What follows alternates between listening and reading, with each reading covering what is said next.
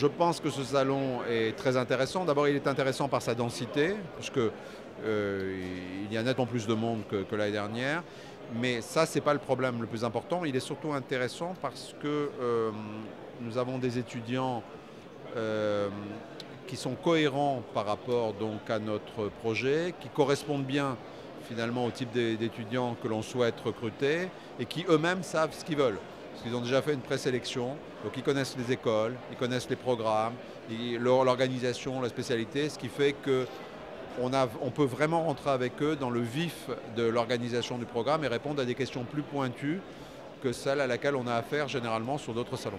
Regardez le monde qu'il y a, c'est le salon, à mon avis, même c'est sûr que c'est le salon le plus important pour nous de l'année. Donc il vaut mieux être premier, ça c'est sûr. Donc c'est une référence.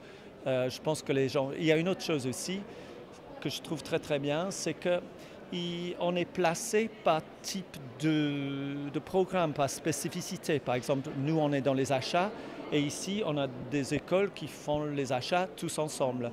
Donc il me semble que pour l'étudiant qui vient, s'il pense qu'il est tourné vers les achats, il a tout le monde au lieu d'aller avoir trouvé à droite et à gauche. Donc nous allons accueillir tout au long de la journée des étudiants qui peuvent candidater sur notre programme de formation. Donc nous allons mettre en avant les qualités du programme, sa flexibilité, le fait que le programme soit présent à l'international dans plus de 10 pays, le fait que l'étudiant qui fait ce programme est quasiment assuré d'avoir un travail donc une fois qu'il est diplômé, le fait que l'étudiant a une grande autonomie dans ses apprentissages puisque les cours sont sur Internet.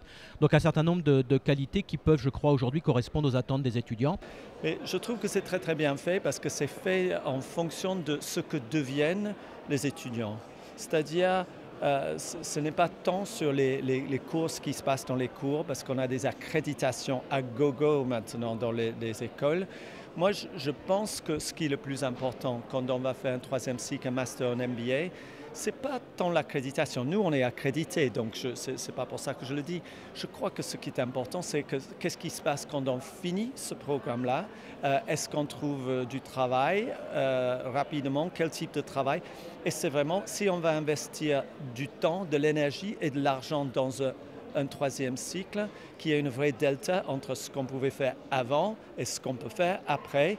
Et une fois qu'on arrive dans le après, est-ce qu'il y a une progression vite dans les entreprises? C'est à la fois une légitimité pour les étudiants parce que c'est un référent. Nous avons des étudiants qui cherchent, qui cherchent des filières, qui cherchent à se spécialiser de plus en plus. Donc ce classement par métier, par famille leur permet d'y voir un peu plus clair. Maintenant, le classement SMBG pour les entreprises, c'est quelque chose qui parle. Je vous l'ai dit, il y a un classement, donc il y a des niveaux, il y a des spécialités, et ce classement est un référent. Il permet aux entreprises de savoir ce qui se fait, de savoir qui sont les acteurs, spécialité par spécialité. Donc c'est un bon repère, c'est à la fois un garde-fou et un fil directeur des formations qui sont proposées chaque année.